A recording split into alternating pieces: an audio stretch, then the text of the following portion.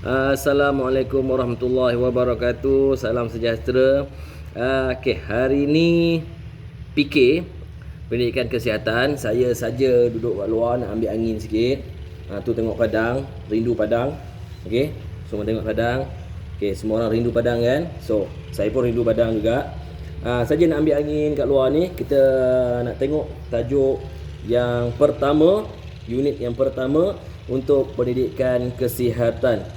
Okey, so tahun tingkatan 1 ni, tahun ini kamu akan belajar tajuk pertama bahagian pendidikan kesihatan bertajuk reproduktif dan sosial atau PIRS. Okey, reproduktif dan sosial.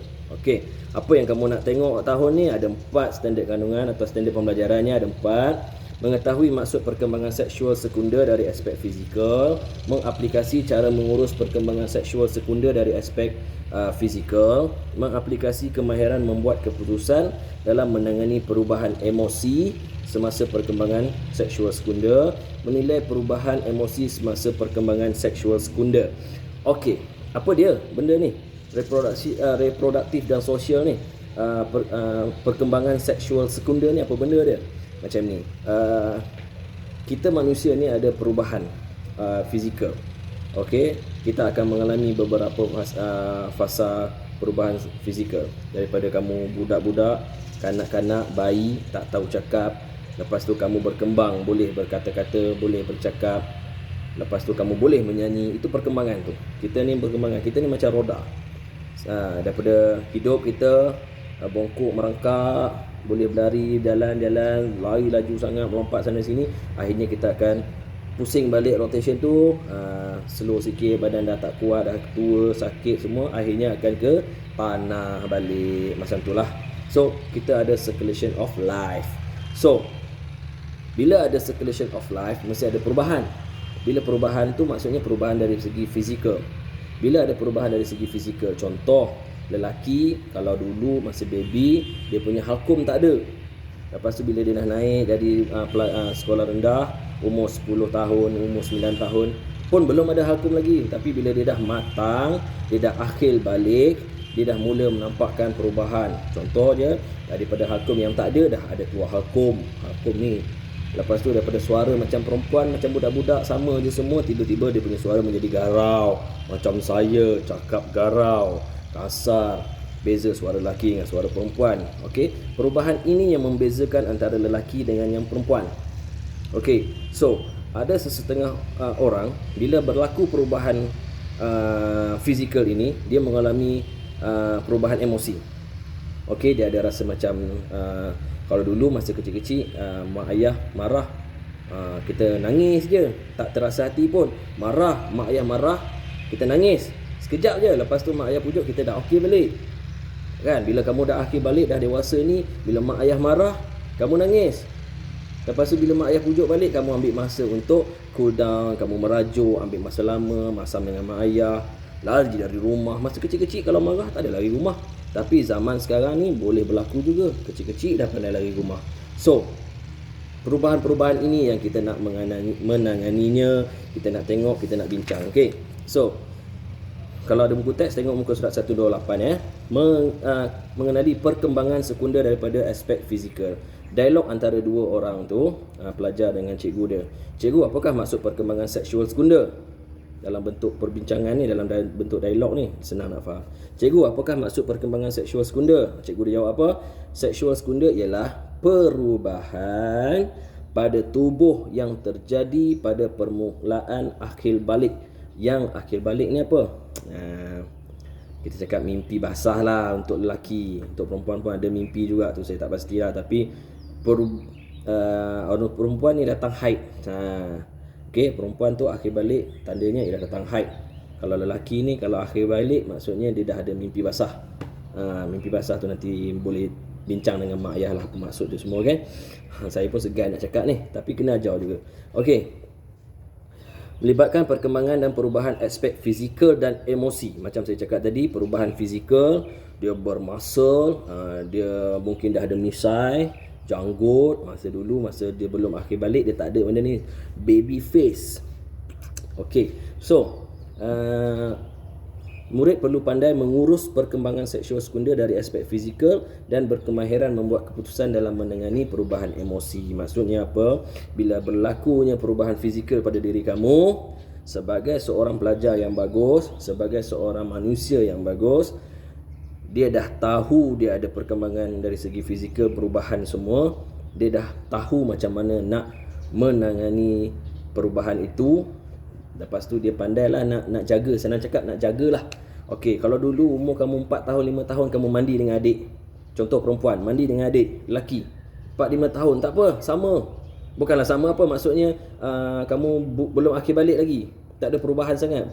Badan kamu dengan adik tu lebih kurang sama je. Lelaki perempuan tu mandi sama-sama boleh.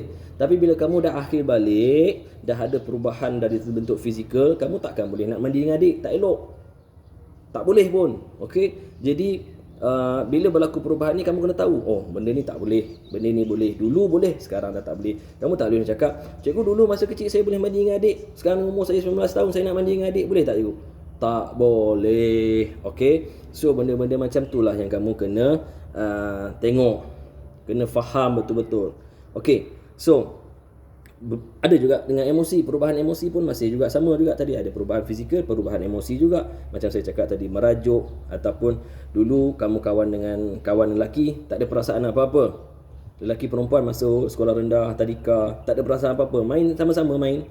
Tapi bila dah kamu dah akhir balik, dah meningkat dewasa, emosi, perasaan dah berubah. Oh, tak naklah duduk dengan dia, dia lelaki, saya perempuan. Dah tahu dah batas. Okey, dia kalau macam tersuka, dah mula nak pandai bercinta. Benda-benda macam ni lah kita nak kena kaji. Perlu ke? Macam mana cara nak menangani kalau ada tersuka di waktu usia yang tak sepatutnya? Okey. Alright, apakah perubahan fizikal yang berlaku, cikgu? Budak tertanya lagi. Tadi cikgu cakap perubahan fizikal, apa yang berubah? Tangan jadi panjang ke? Kaki jadi panjang ke? Kepala jadi besar ke? Tak, bukan itu. Bagi murid lelaki, berlaku perubahan fizikal seperti suara bertambah garau, ketinggian meningkat. Dulu rendah, tiba-tiba dah akhir balik tinggi, mencanak-canak tinggi. Okey, misai ada, janggut, letak jambang krim, jambang keluar, kan nak bagi kemas, dia dah jadi maskulin. Okey, dulu hidung selepek tak hidung pun tak kisah dulu, kan, macam masa budak-budak tak kisah. Bila dah besar, dah dewasa, dah akhir balik, mulalah nak pergi make up, nak pergi trim, misai nak trim, janggut nak trim, jambang letak krim bagi berjambang macam Wolverine semua, kan. So perempuan pula macam mana? Apa perubahan dia? Okey, perubahan pula, pinggul dan payudara mereka mula membesar, jerawat mula tumbuh. Ni perempuan biasa berlaku ni, jerawat naik kat muka ni. Okey, letak krim macam-macam ni nak bagi cantik, hilang jerawat semua, picit, picit. Okey, dan suara semakin lunak. Suara perempuan bila dia dah makin besar, suara dia dah berubah, tak garau tapi jadi lebih lembut. Okey. So, cikgu, bagaimana pula dengan perubahan emosi? Perubahan emosi berlaku, murid mudah berasa sensitif, cepat rasa tersinggung. Tadi saya cakap kan, mak marah sikit dia dah mula rasa mak ni marah saya je. Mula rasa fikiran macam tu dah mula ada. Marah, merajuk dan sedih. Marah sikit nangis, marah sikit sedih, merajuk sampai 7 hari tak nak makan. Okey, itu sebagai contoh perubahan yang berlaku bila kamu sudah akhir balik dari segi emosi. Okey, saya tak nak buat lama-lama video ni. Kita terus pergi kepada bijak mengurus diri. Bila dah berlaku perubahan pada diri kamu, kalau dulu kamu macam tak kisah, macam sekolah rendah, kuku panjang pun tak kisah, nak potong pun tak kisah, kuku hitam main tanah pun tak kisah. Tapi bila kamu dah berlaku perubahan dari segi fizikal, kamu dah mula nak nampak lebih kemas semua, mesti bijak lah. Bijak. Contoh, kalau dulu tak ada misai, tak apalah. Bila dah berlaku perubahan fizikal, misai dah keluar, kamu kenalah bijak mengurus diri. Jangan bijak misai panjang sampai makan misai pun masuk dalam mulut sekali. Contoh, janggut janganlah pergi panjang sampai bawah, kan. Lepas tu kan habis janggut panjang bawah sampai sapu lantai. Contoh, bijak mengurus diri. Okey, kalau kata dulu tak ada bulu ketiak, bila dah akhir balik, kamu dah dewasa, ada perubahan fizikal, bulu ketiak dah keluar, takkan nak biar je panjang, pakai baju panjang, pakai baju ni keluar sini bulu ketiak. Kenalah pandai bijak mengurus diri. Bersihkan dulu, kan. pakai deodoran. Dulu tak kisah pakai deodoran, sekarang deodoran, spray. Itulah kena bijak mengurus diri supaya nampak lebih kemas. Tidaklah kamu serabai. Okey. Lepas tu ni cerita pasal bulu ketiak banyak dalam buku teks ni, buku surat 129. Okey, dia bagi contoh bulu ketiak lah. Okey. Walaupun tersimpan bulu ketiak itu, taklah tunjuk kat orang macam misai dan janggut ni, tapi masih lagi kena kemaskan diri sebab kebersihan itu adalah tuntutan agama. Okey. Jadi macam orang perempuan, ini salah. Orang perempuan pula kadang-kadang bila dia nak sangat berhias, dia nak sangat nampak kemas, mengurus diri, kadang-kadang benda yang tak patut dibuang pun dibuang. Contoh, bulu kening, Tuhan dah bagi elok, cantik macam ni. Tak ada, Tuhan bagi sebelah macam ni. Ada je ni sebelah kiri, sebelah kanan. Jadi apa yang orang perempuan buat, bukan semua, sebilangannya yang bila tak faham maksud mengurus diri. Dia terlebih faham ke saya tak pasti.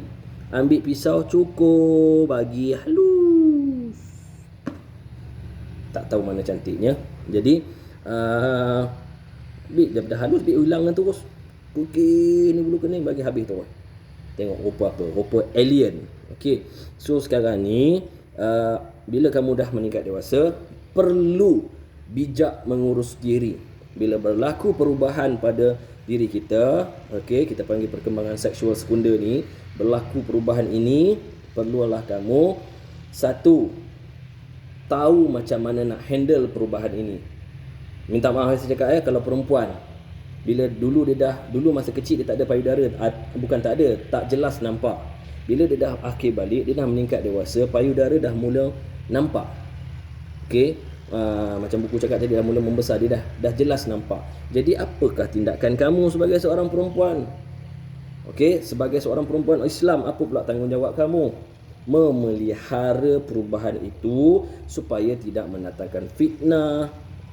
Okey, tidak menyebabkan orang lain berdosa melihat kamu, bentuk badan kamu, pakai baju ketat-ketat, dah tahu kamu ada perubahan fizikal, pembesaran payudara, yang kamu pergi pakai baju ketat, tak pakai tudung, tayang kat orang. Buat apa? Itulah tak bijak. Sebab apa? Dia tak belajar ni lah kot. Dia tak belajar PJ ataupun PK ni, pendidikan kesihatan.